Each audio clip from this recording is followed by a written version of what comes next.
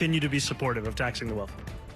Mayor Mamdani is ramping up the pressure on Governor Hochul to raise taxes on wealthy New Yorkers, despite the governor's opposition. It's the ultimate long-term deal, and I think it puts everybody in a really good position.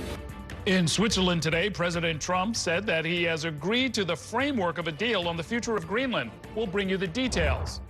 And later tonight, I'll be joined by State Assembly member Tony Simone live in studio to talk about a bill that he is behind that seeks to hold ICE agents accountable. For the best news, debate, and analysis of New York politics, join us inside City Hall.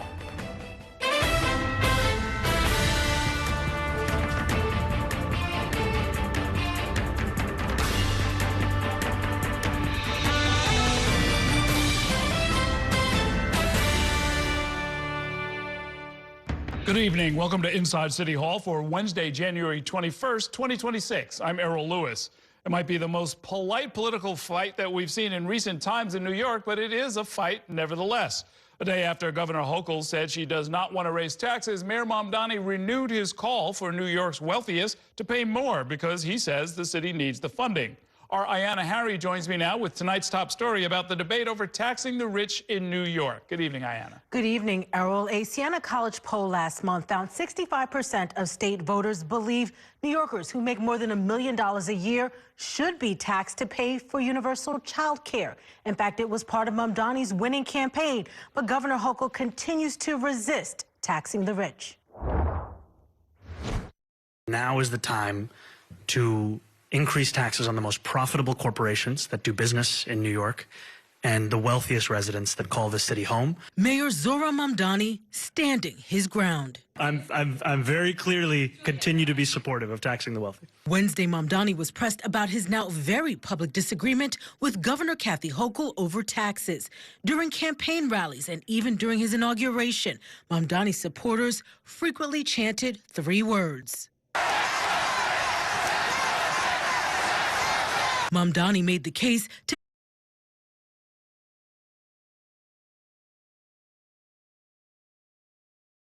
during a budget address Tuesday. Governor Hochul said the state can pay for an expansion of child care in New York City without raising taxes on anyone. You can make historic investments without raising income taxes. Hochul and Mamdani both appear to be standing firm, setting off what could be a tough series of negotiations. In the coming weeks, Mamdani will send representatives from his administration to Albany to fight for more city funding in the state budget. Mamdani saying he believes part of the reason why the state is on solid financial ground is because of the city's tax base. The city makes up 54.5% of the state's tax revenue. It receives 40.5%. The state is on firm financial footing. The issue, however, is that the city is not. Just last week, the city's comptroller warned the city faces a $2 billion shortfall, and the budget gap could grow to $10 billion next year. While Mayor Eric Adams has of the 5 boroughs, Mamdani believes that is a direct result of Eric Adams' gross fiscal mismanagement.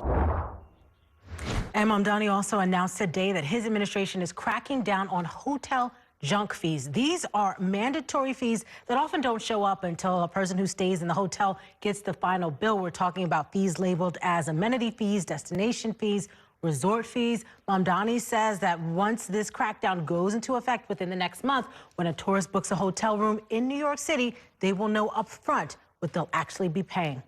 So even if there were a tax on the wealthy and the extra billions of dollars were received by Albany, there's no guarantee that they would come back to the city, right? That's correct. And so, Zohran Mamdani is certainly making a novel argument, and he's also shifting his argument a bit. Previously, he was saying we need to tax the rich because that's how we'll pay for universal child care. Governor Hochul said, well, I found the money. We can still pay for universal raising taxes. But now Zohran Mamdani is pointing to some of the budget shortfalls that are projected for the city within the next few years. And he's saying when we look at this budget shortfall, when we look at how much New York City contributes to the state, the numbers just don't add up. And so we do need to add some revenue to New York City. He believes that revenue now, he's saying, should come from a tax on the wealthy to help the city recover. It's one thing to have the mayor answer when reporters ask him and he says, well, like, I support an increase. It's another for him to sort of launch a campaign, maybe take some folks up to Albany maybe try and put some political pressure directly on the governor. Do we have any sense of whether that's going to happen? Mamdani is saying yes, that is precisely what is going to happen. And we know that this is the time of the year where, you know, the mayor meets with his team, his intergovernmental affairs team, and they get ready to lay out their priorities for Albany. And so Zohran Mamdani is making clear that this tax on the rich is, in his view, a top priority for New York City. Okay, thanks very much, Ayanna.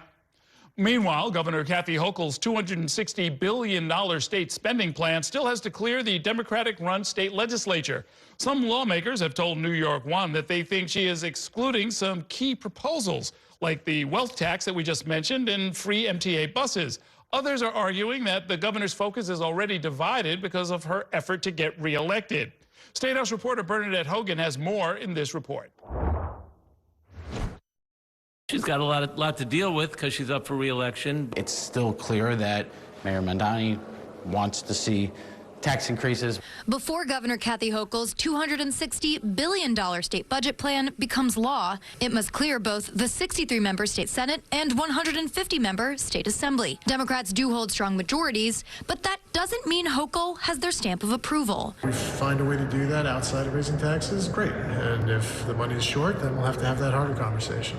One top Democrat, whose district overlapped with Mayor Zohran Mamdani's old state assembly district, wants to turn Hochul's no to a free bus program to a yes. I'm still about the free buses. The mayor, when he was in the assembly, and I got the pilot program passed 2 years ago. It was very successful. He's pushing to expand it. I joined him in that. Although the governor wants to gift Mamdani an early win on mayoral control of city schools. We're extending New York City mayoral control for 4 years. While there's no new money to help the city comply with the state's smaller class size mandate, estimated to cost billions of dollars, one top proponent says he's talked to Mamdani about possibly amending the law. If the city would like to finally reduce class sizes down to state and national norms, we're more than willing to work with them. Although the governor includes new proposals aimed at curbing federal immigration enforcement, some argue she's not going far enough. I was disappointed that she didn't say the one thing that we're all waiting for, which is New York for all. Afterwards, she released more information and that she talked about sensitive areas. I think that ship has sailed. I think the sensitive area is being black or brown out in the street. Hochul promised no new taxes this year, drawing praise from lawmakers. If the governor says that there's enough money in the reserves to get child care, universal child care, then who cares where it's coming from? At least, you know, we're just getting what we want done. But she is including a brand new tax on Zyn nicotine pouches. I think zinning comes with some health concerns. I think my doctor would say that he wouldn't want me to zin. Besides the budget's April 1st deadline, Hochul and all members of the state legislature are up for re-election this fall. The current Lieutenant Governor, Antonio Delgado, is challenging Hochul for her seat, and she is vetting potential running mates. We definitely want someone from downstate to balance what upstate folks need and want. And I think for me, I want someone who's going to be an active partner in the legislature. Bernadette Hogan, New York One. It is time now for a break. Coming up, a state judge has ruled that New York's 11th Congressional District is unconstitutional and has ordered a new map to be drawn. We'll bring you those details in 2 minutes. Stay with us.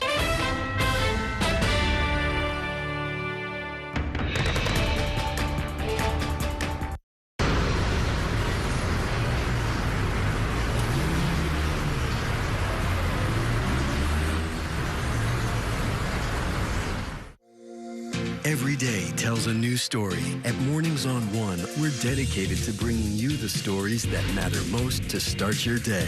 With in-depth coverage of the day's news. I'm Pat Kernan. Here are the stories we're following. And weather updates every 10 minutes. Tomorrow, some morning sunshine possible. Clouds take over.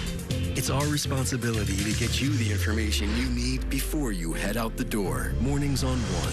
Weekdays starting at 6 on the Spectrum News app. Free for Spectrum and Xfinity customers. Spectrum TV, isn't that only live TV? No, it's only all my favorite streaming apps with live TV. Okay. It's only all included at no extra cost. And that's the magic of math. Will this be on the test? Sure. Why not?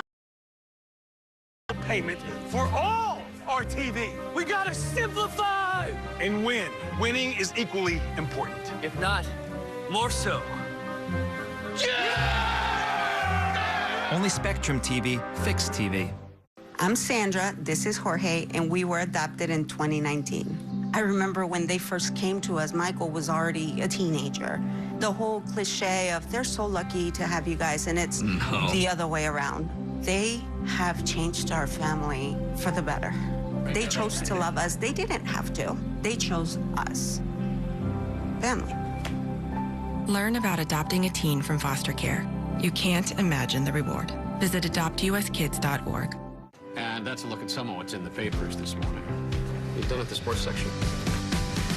Today's story is about the latest chapter for a beloved local business. It's a beautiful day with temperatures in the 60s, but showers.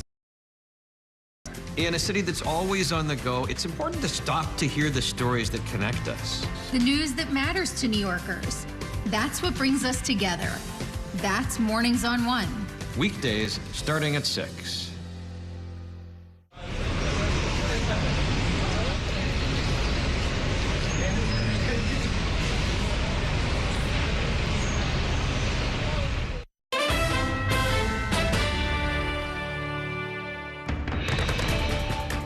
Welcome back to Inside City Hall. A state judge earlier today threw out the boundaries of the only congressional seat in the 5 boroughs that's represented by a Republican, ordering the state to redraw the district on the grounds that the current lines unconstitutionally diluted the votes of Black and Hispanic residents. Republicans are expected to appeal the decision. Our Dan Rivoli has been following this story and joins me now with the details. Good evening, Dan. Good evening, Errol. The redistricting wars have landed on New York's shores with this lawsuit from a Democratic plaintiff's attorney who filed the suit, basically arguing that the way that the congressional district covering Staten Island and southern Brooklyn is drawn dilutes the votes of Black and Latino voters. And this now will require a redrawing of the district, and that could have ramifications for districts around the city, maybe even control of the House of Representatives in the election. Judge Jeffrey Perlman of Manhattan sided with the petitioners, 2 voters from Staten Island, 2 voters from Manhattan, who argued that Black and Latino voters had their political power diluted under the district lines, as you see here. This district has been represented by Republican Congresswoman Nicole Malliotakis, herself of Hispanic who is Hispanic of Cuban descent. Judge Perlman said that the petitioners proved that voting in the district is racially polarized, minority-backed candidates typically lose, and that Staten Island has a history of racial discrimination and segregation. Judge Perlman goes on to write in the order, "It is clear to the court that the current district lines of Congressional District 11 are a contributing factor in the lack of representation for minority voters." Republicans immediately denounced the decision, calling this an attempt by Democrats in Washington to steal an election from the only district in New York City that regularly elects a Republican. I spoke to Joe Borelli, a former city councilman from Staten Island and who was an expert witness in this case, about his thoughts on this decision and why he thinks Staten Island should stay politically tied to southern Brooklyn. It should have been laughed out of court, and everyone can see that this is stealing an election. People in lower Manhattan have, an issue set that is similar to people in Staten Island versus southern Brooklyn. Again, is just completely ridiculous. It should have been thrown out the first moment it was brought to court. And I think the federal courts are going to see how plainly ridiculous this lawsuit was. Now, the petitioners in this case had wanted the judge to order the lines redrawn so that Staten Island is in the same district as Lower Manhattan, but the judge did not endorse that as a remedy. Instead, he ordered New York's Independent Redistricting Commission to redraw the lines and have that in by February 6th, Errol. Yeah, there's a lot going on there. So the question is, there are only about just under 500,000 voters in, or people in Staten Island, so you have to add another 250,000 or so. And the question is, well, where do you add them from? Should it be, Bay Ridge or southern Brooklyn or, Bath Beach or someplace? Or should it be Manhattan? And that's really what the fight is going to turn on. And that's the issue for the commission. So Look, when I spoke with Joe Borelli, he said the idea you would want to tie Lower Manhattan, which has wealthy white neighborhoods, Tribeca, Battery Park City, and tie it to the largely suburban homeowner areas of Staten Island makes no sense unless you just wanted to elect a Democrat and get more Democrats in that district. That is not something the judge went so far as to endorse, so it remains to be seen. How do you remedy this? Could you tie, for example, Chinatown and have more minority voters there with Staten Island? Maybe Coney Island, that has also minority voters there, and have them join in political union with Staten Island. We'll have to see what the commission decides. Yeah, right. I've seen some scenarios where you run it up through, Sunset Park, where there is because the district right now is something like 12% Asian, right? I mean, it's not a small group at this point. Absolutely. And what is interesting is that some of the data that the judge relied on to make this decision argued that that racial groups in the district typically vote as a block. Like 90% black voters vote for the same candidate, a little less for Hispanic, but still a cohesive block, a little less for Asian voters, but again, still a majority vote as a block, and so too do the white voters. Now, what is unsaid in this decision is what they mean is when they vote as a block for a candidate, it typically means minority voters in that district vote for a Democrat, white voters like 70% roughly when they vote as a block. They're voting for Republicans. Also interesting, though, the district has diversified. Full disclosure, I grew up on Staten Island. It went from about 85% white under the current district lines. They go back to 1980 when Staten Island started voting Republicans into federal office. It was like, largely a white district, but that's shrunk as a lot of people from other parts of the city. Now it's a bare majority, something like within the 50 to 60% range. So Staten Island has diversified, but still the judge clearly saw that there was racial discrimination and voter dilution with the way these lines are drawn. Really interesting. Of course, we'll be hearing a lot more about this because they've got to get this done in time for the June elections, which means it has to be done in the next few weeks by early February. That's right. And of course, there's going to be litigation on the maps that ultimately come out. Back to court. Thanks very much, Dan. Meanwhile, the race for New York's 12th congressional district to replace retiring Representative Jerry Nadler is starting to take shape. At least 9 Democrats are vying for that seat, and some of them are taking the stage tonight at a candidates forum, and that's where we find our Bobby Kuza in Midtown with the latest. Good evening, Bobby. Good evening, Errol. A lot of interesting stuff happening with these congressional primaries. There may be no more competitive race, though, certainly no more crowded than this one for New York 12. This is the Manhattan Congressional District that has been represented by Congressman Nadler for decades. He is now retiring. And as you said, there are 9 candidates here tonight. There are at least 10 who are running in this race. And just to give you an idea of what the field is like, there are a couple of state lawmakers, Mike Lasher and Alex Borres, who are generally considered the strongest candidates in this race. You also have a Kennedy, Jack Schlossberg, who is the only grandson of President John F. Kennedy Jr. You've got Jamie Floyd, who is a well-known longtime journalist and television commentator. You've also got George Conway, who is a well-known critic and antagonist of President Trump. And that's just about half the field right there. So a competitive field. They're all here, 9 of them here tonight, going one by one, addressing voters representing some Democratic clubs on the east side of Manhattan. We're just underway. We already heard from Michael Lasher, though, the state assemblyman, who is thought to be the preferred candidate of Congressman Nadler, although Nadler has not actually yet endorsed in the race. He and others making a very spirited case for their own candidacies. At a time when the stakes could not be higher. And I would submit to you that as you're trying to kind of wade through the noise, the slogans, the talking points, you should ask the question, who has the legislative record that indicates a capacity to take on Donald Trump and his band of fascists on issue after issue and get things done? And as we mentioned, Jamie Floyd, who was a longtime television host, she was also a journalist working for NPR for many years. She was the second one up on stage. She has described herself as a radical moderate, trying to claim something of a more moderate lane in this field. Here's Floyd. We think we're listening, but we're not hearing because we're shouting. And when we shout, the loudest voices get attention, and real people who are squeezed and scared are silenced. But I'm listening. I hear you. I am Jamie Floyd, and I'm a radical moderate. And Errol, as you said, the field is only now really beginning to take shape, but this is all going to happen very quickly. These are Democratic clubs, mostly from the east side of Manhattan, that are putting on this event tonight, by the way, drawing a pretty big crowd, at least a couple hundred people here. Some of them will be voting as soon as next week on endorsements. So you're going to see the field begin to, if not winnow out, we're at least going to begin to see some of these candidates emerge as clear front runners.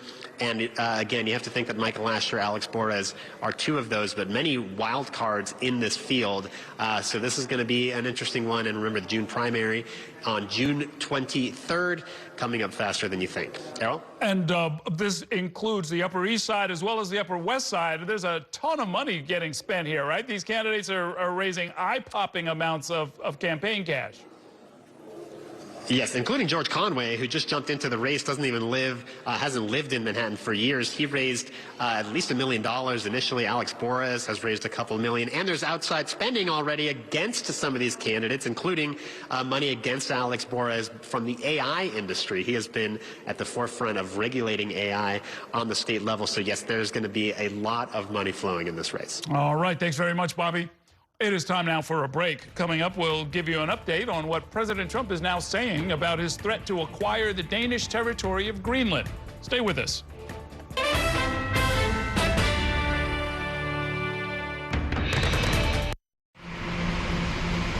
Stand clear of the closing doors, please.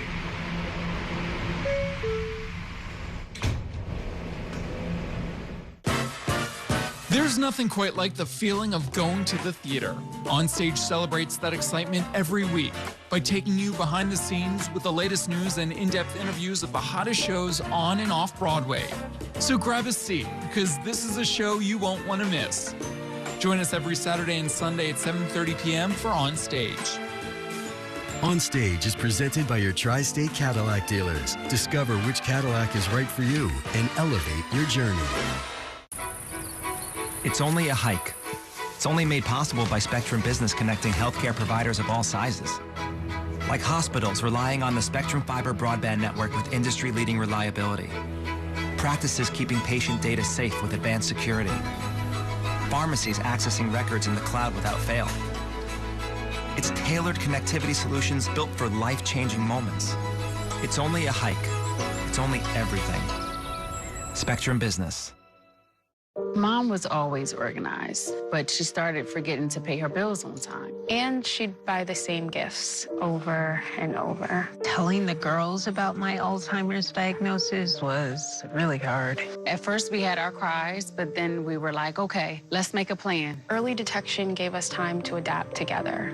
It's so important for you to think about what you can do and making the most of what you have. If you or your family are noticing changes, it could be Alzheimer's. Talk about seeing a doctor together. From my time growing up in Queens watching New York One to my time reporting here, I've seen how quickly a story can change. At News All Day, we bring you the news as it's happening, from around the boroughs to local government to your neighborhood, because our city never stops moving. Hi, I'm Shannon Ferry with the day's developing stories, but first, stay up to date and informed with News All Day, weekdays from noon to 4.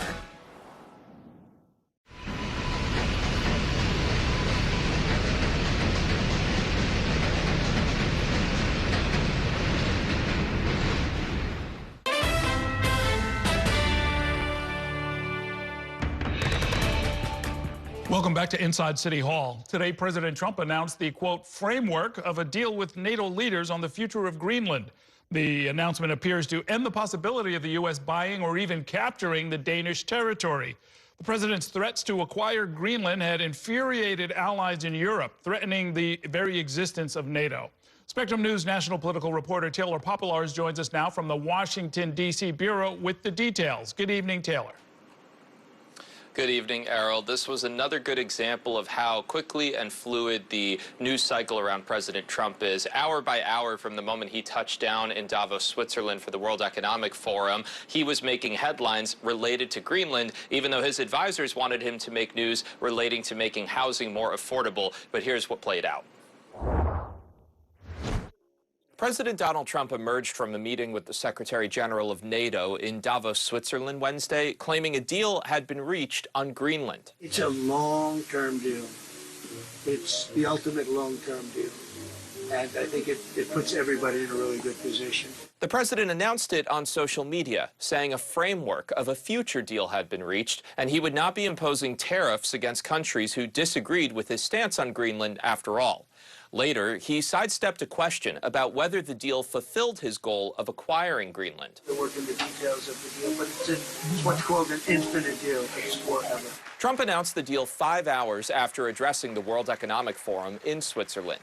In his first speech, he said he wanted to immediately begin negotiations to acquire Greenland, even though Denmark, which owns the massive island, said repeatedly it was not for sale. You can say yes, and we will be very appreciative, or you can say no, and we will remember. While the president appeared to rule out using military force to take over the Arctic territory, he insisted owning it is crucial for national security purposes and could help strengthen the NATO alliance, something European leaders disagree with. The NATO Secretary General then met with Trump and delicately tried to remind the president that the alliance will be there for the U.S. like it was after the 9/11 terror attacks. So you can be assured, absolutely, if ever the U.S. will be under attack, your allies will be with you. Absolutely. Now, another example of how fluid this day has been, Errol, is that when the day first started, the European Union actually announced that it was pausing finalizing a trade deal with the U.S. because it was concerned and frustrated with what President Trump was saying about Greenland and the fact that he had threatened tariffs against these countries that were not supportive of his idea. But as the president emerged from that meeting with the NATO Secretary General, those tariffs are now apparently off the table, and negotiators are back returning to the table to talk about Greenland. It is a whirlwind, it is fluid, and like I said, it all goes against what the Trump administration has been telling us was going to be the president's focus, which was talking about housing today. And so, Taylor, when it comes to national defense and the ability of the U.S. military to make use of Greenland, nothing has changed, right? I mean, we've always had the ability to build bases there, and we've maintained a presence there for decades now.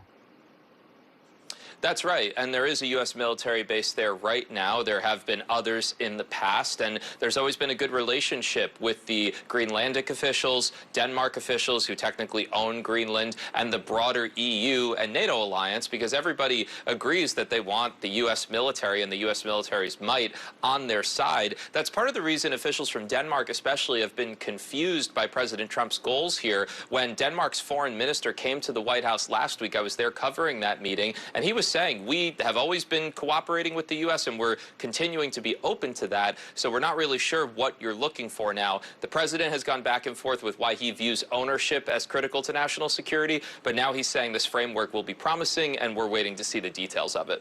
All right, thanks very much, Taylor. It is time for a break. Coming up, there's a renewed focus on holding ICE agents accountable following that fatal shooting of a woman in Minneapolis by a federal ICE agent earlier this month. I'm going to talk it over with State Assembly member Tony Simone next. Stay with us.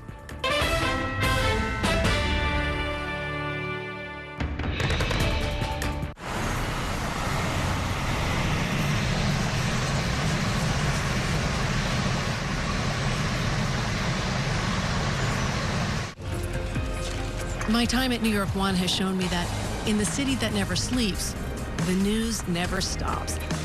So as the day winds down, turn to the rush hour. Good afternoon, I'm Monica Burke. To catch up on the stories that matter across the 5 boroughs, with in-depth interviews from the city's newsmakers, plus the latest forecast.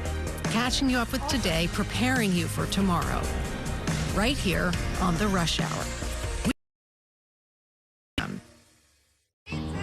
It's only a slice.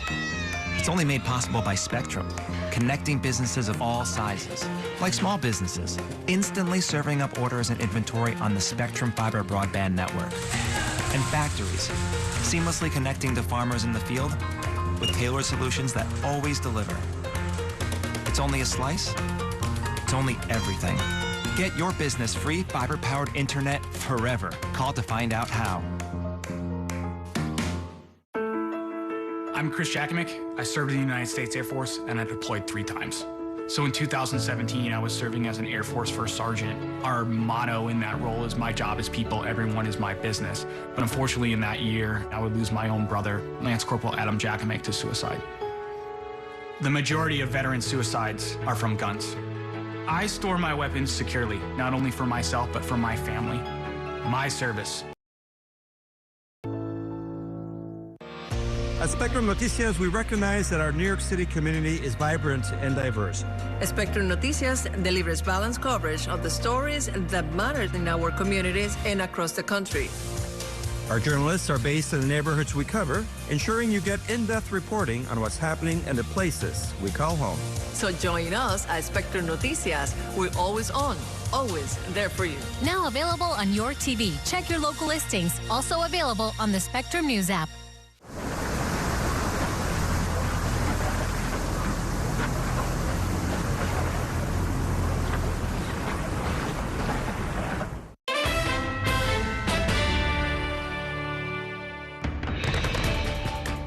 What they're doing now is excessive. They need to be reined in. It is wrong. Go after the real criminals, with which you're not doing what the president told you to do, because you're only going to go after the worst of the worst. After high school students, you're going after people just working at a pizzeria. It is so wrong.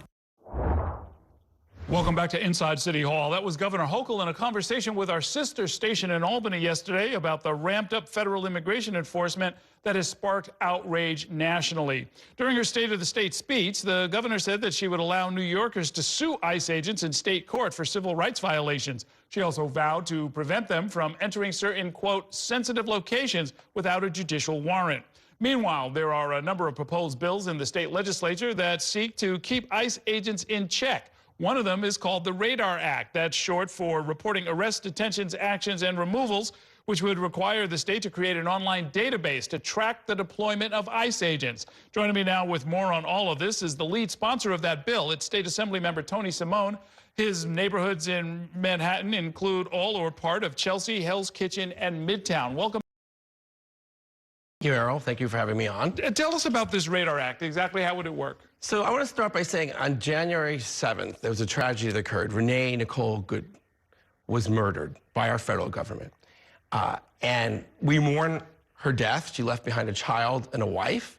We also mourn many of the detainees and people who have been kidnapped, mothers separated from their kids, people who've served in our military.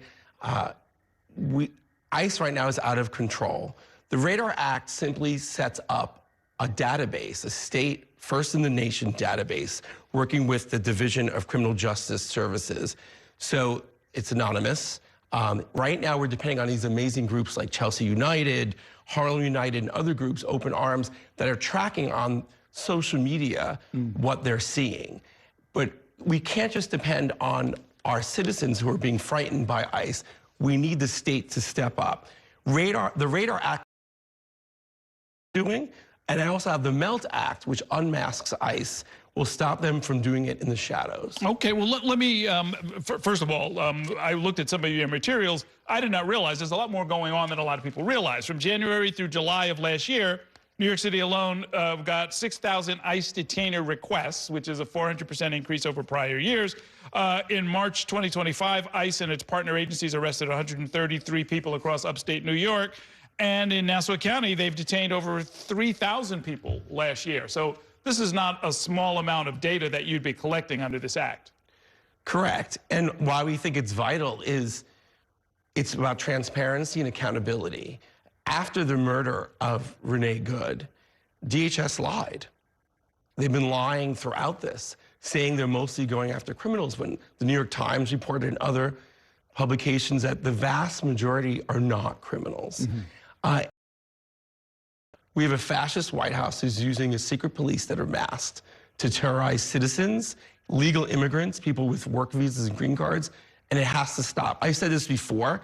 I don't say it lightly. We're living in the midst of an autocracy, and states have the obligation constitutionally to protect its citizens. In this case, would the employees of the Department of Criminal Justice Services have better access to data than some of the grassroots groups you were describing?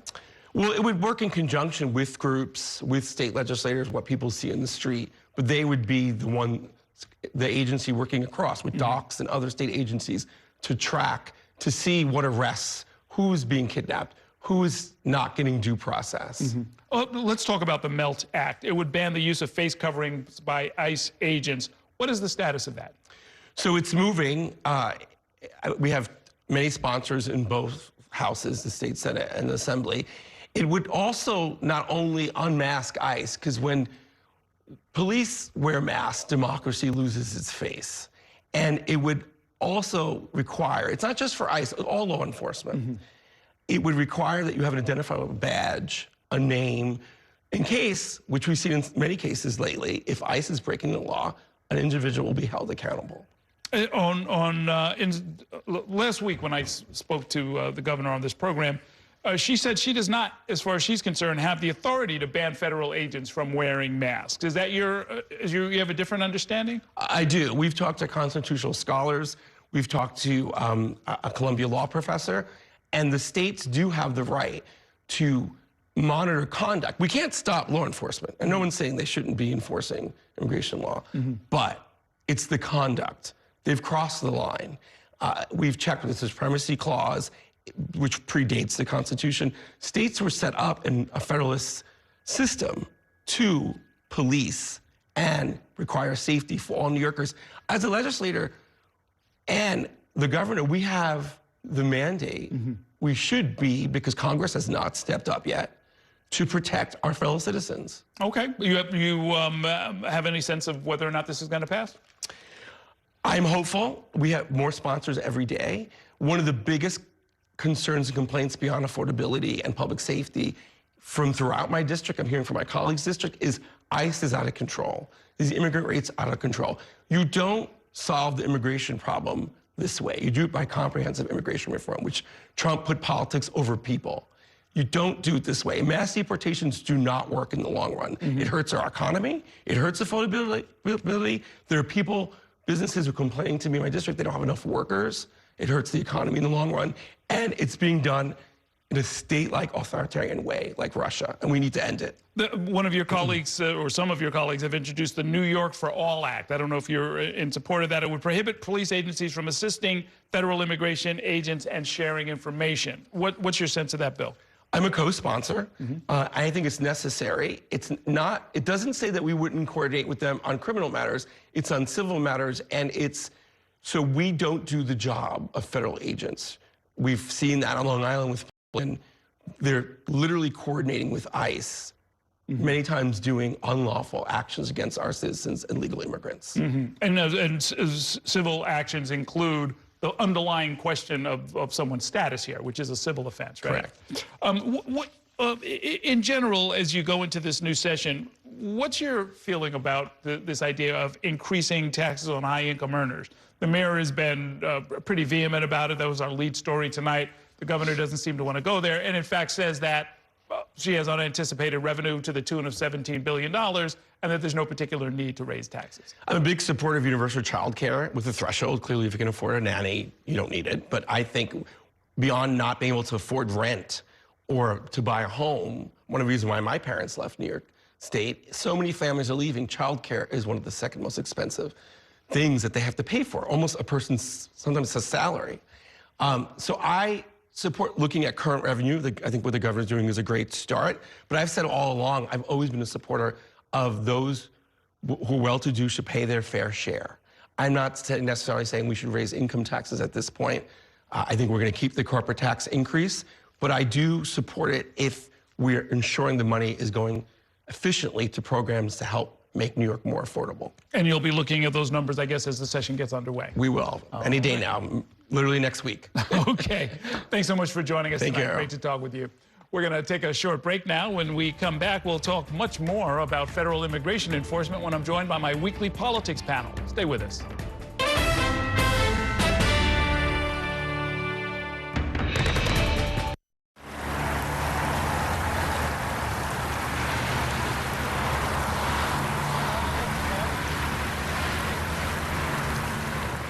After 30 years of forecasting for New York, I've learned it takes a dedicated team to cover all the weather our city has to offer.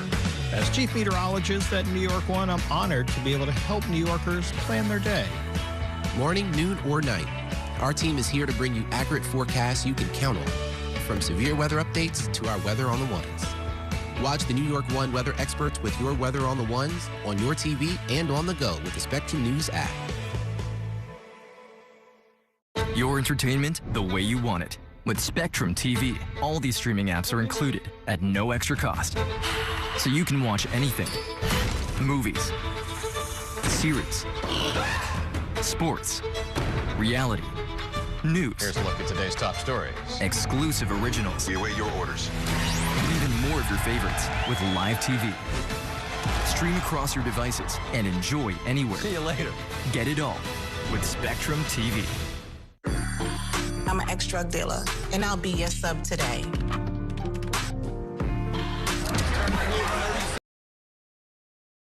Kilograms of fentanyl can be lethal. A lethal dose is in here. Who gets it, I won't know.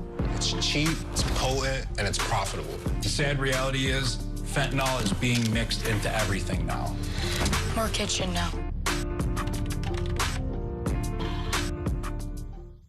My father was a New York City firefighter. My mission, like his, is to serve New Yorkers in a city that doesn't stop when the sun goes down. Being with New York One since the beginning, I'm now honored to join you even earlier each weeknight. Starting at 8 with New York Tonight, we'll explore the latest news developments, followed by New York One at 10 to wrap up your day. So join me each weeknight starting at 8 right here on New York One.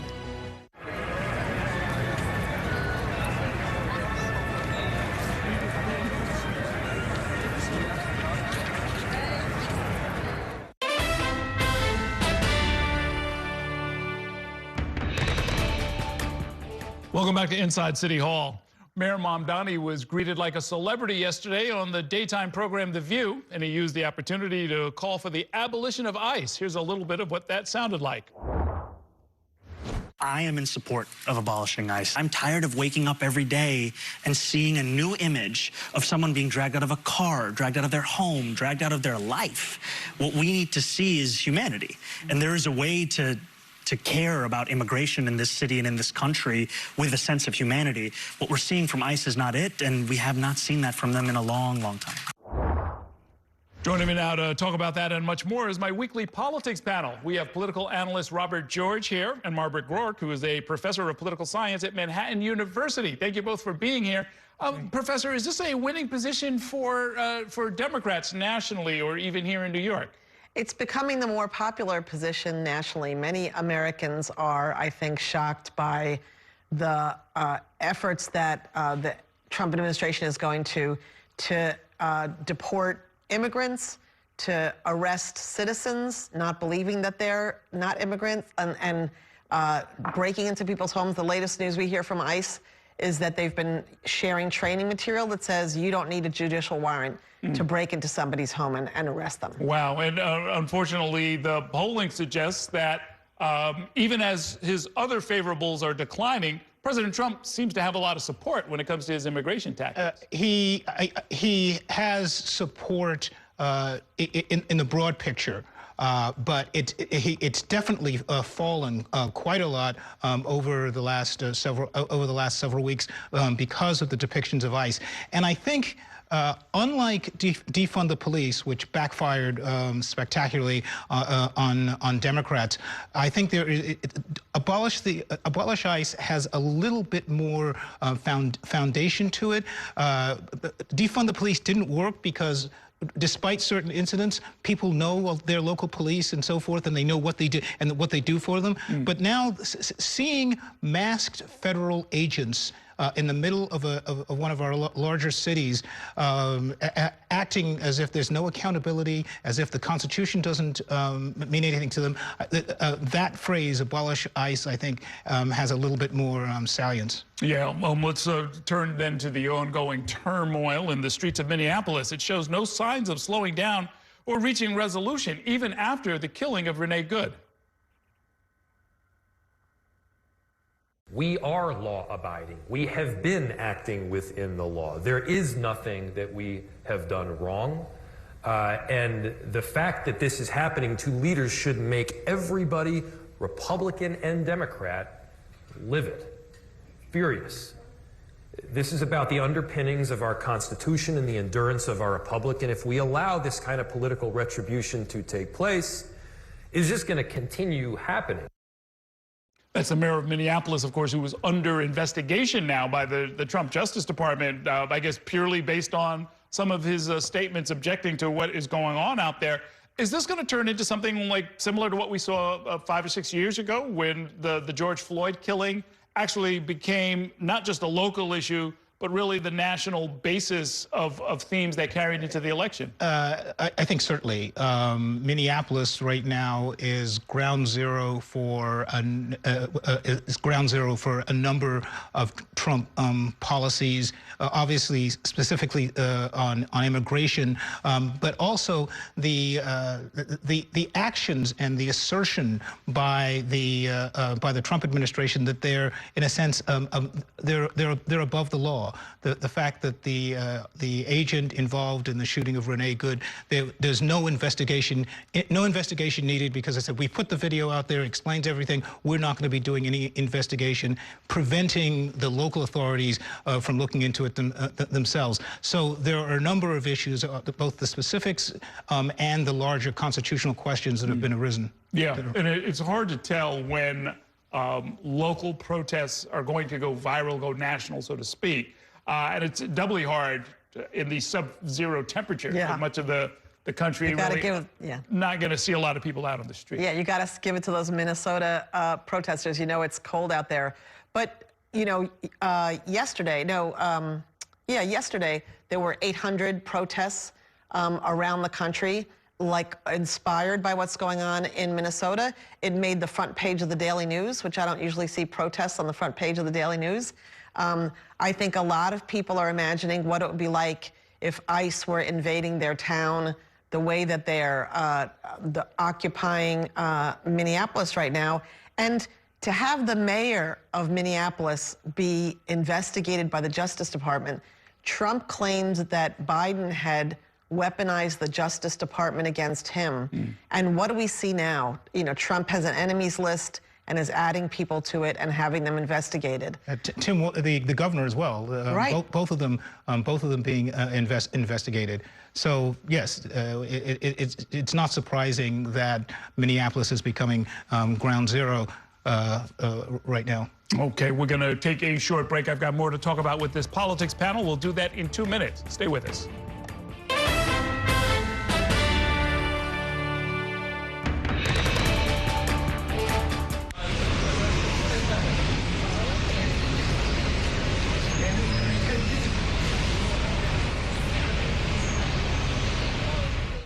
We have so many ways to stay connected.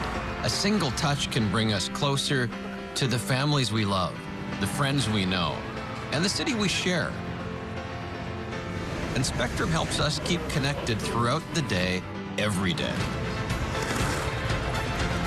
Including more ways to watch New York One as a Spectrum Internet customer. Watch Spectrum News New York One on the Spectrum News app, available on all your favorite devices.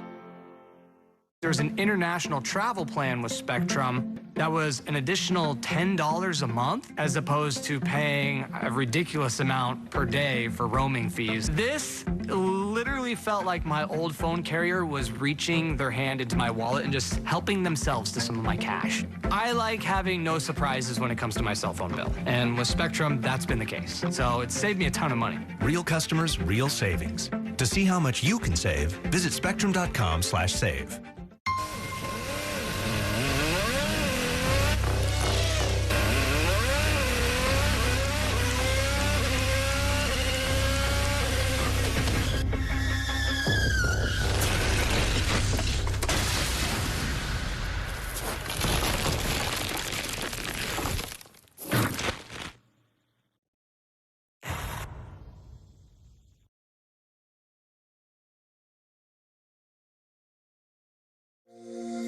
Every day tells a new story. At Mornings on One, we're dedicated to bringing you the stories that matter most to start your day.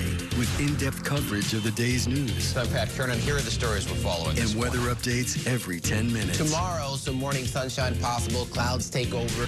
It's our responsibility to get you the information you need before you head out the door. Mornings on One. Weekdays starting at 6 on the Spectrum News app. Free for Spectrum and Xfinity customers. Stand clear of the closing doors, please.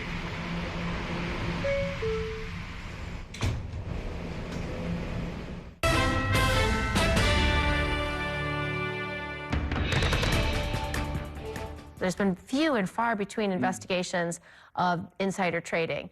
And we know that 1 in 3 members are actually buying and selling stock, but 1 in 9 members aren't actually disclosing those purchases like they're supposed to be.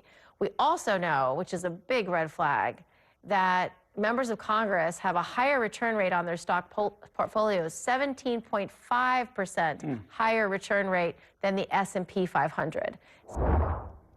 Welcome back to Inside City Hall, where I'm once again joined by my politics panel, Robert George and Margaret Rourke. Senator Kirsten Gillibrand, who you just saw there, is also running the National Senate campaign strategy for Democrats, saying that even if she gets the law passed that she was just describing there, that would ban stock trading by all members of Congress, she expects candidates to run on the economy and on affordability, saying that ethics and these kind of questions don't necessarily move the needle on voting. That says something about the population, or at least that's her assumption. I mean, it's not going to hurt them in the campaign to talk about it, but I think people are more concerned about affordability in the economy. I think she's making a good call on that. You know, yeah, it burns me that, you know, people are trading on inside information about government actions that they themselves are taking or privileged information that they get. It just bugs me. Well, I agree 100%, but I think Margaret is right that affordability, maybe constitutionality, accountability, things like that will be most resonant with voters. The Trump administration is probably the most corrupt in history, just in terms of just factually speaking.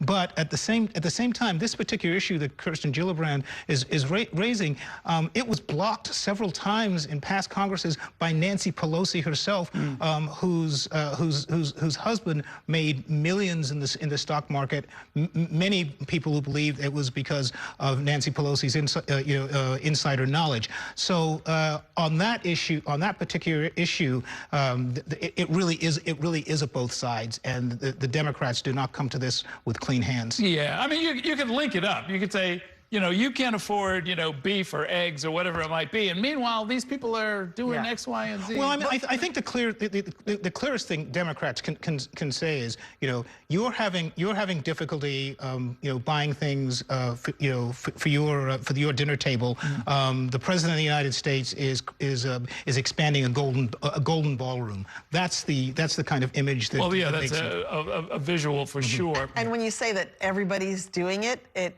which it sounds like she's saying, it's kind of hard then to say, like, we expect you to give us credit. Like, people think everybody in politics is dirty. True. So, you know, it's not a winning issue that way. As we reported earlier, at least 9 candidates are running for the congressional seat that's currently held by Jerry Nadler, who, of course, is retiring. What is the path to victory in this race, and who should we be keeping an eye on? It's a cast of thousands up there. And there's nobody who really stands out as the obvious choice at this point, so I think we're going to have to watch how it goes. Sometimes we have a race where you're like, this person really could do it. But I looked at the candidates yesterday, and I just thought, it'll be nice to get to know them. I have a special announcement I'd like to make. Oh, no. There's no more room on the stage, Robert. But seriously, you've got, there is a whole host, and it really is a little bit too early to make a statement. I mean, we just had a mayor's race where somebody that almost nobody had heard about ended up zooming forward and becoming mayor, beating a number of well-known individuals. So I think it's a good idea to we'll keep our powder dry and see fundraising and things like that, and see who starts to have a message that resonates. And finally, I wanted to go back to something you had mentioned. There's a graphic that accompanied a remarkable editorial by the New York Times, which estimates that President Trump and some of his family members have enriched themselves to the tune of at least $1.4 billion in the last year alone. The majority of that came from selling cryptocurrency. Do we need a law to prevent a repeat of this, or is this going to be the sort of the new norm for American presidents to just kind of come in and sort of ransack the place? Gillibrand can add this to her list of things to do. We definitely need to strengthen our laws that prevent presidents from profiting personally from being in the White House. And Congress has to reestablish its backbone to use the laws that we have and say that things that are not allowed should not be happening. Yeah, I mean, you'd almost have to sort of preemptively say, the answer is no, unless you are given permission. And that's kind of what the emoluments clause of the Constitution is supposed to do. Well, that's what I was about to say. There is something in the Constitution that is supposed to prevent these things. Trump basically ignored it in the small during his first term, and is now completely running amok. And speaking of the ethics issue, it's kind of hilarious that Republicans ran in 2024 pointing to Hunter Biden and it's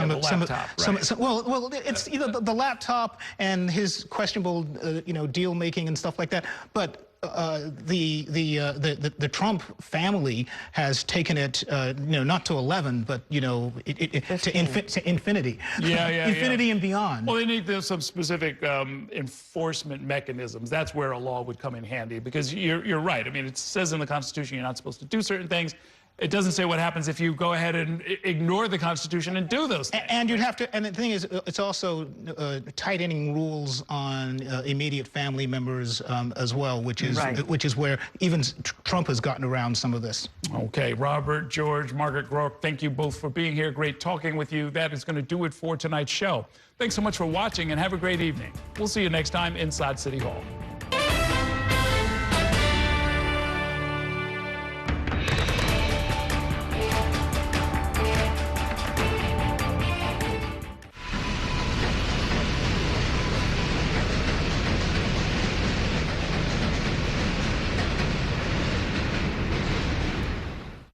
That's a look at some of what's in the papers this morning.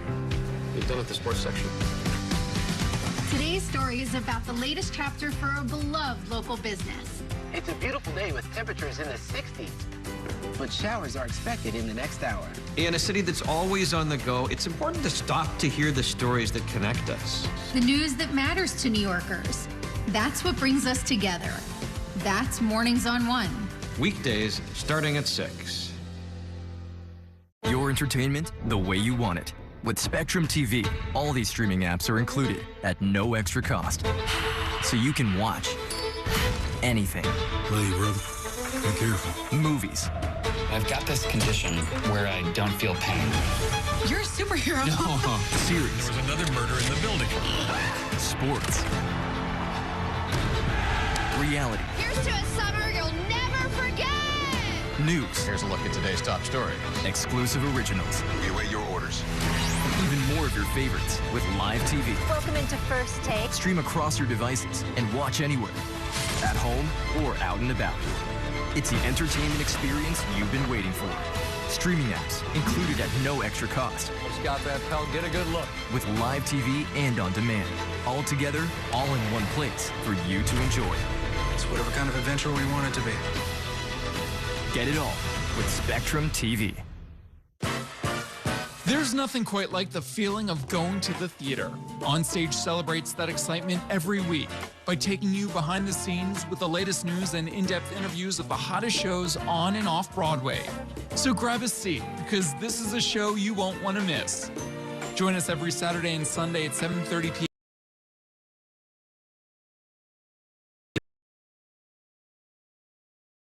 Cadillac is right for you and elevate your journey.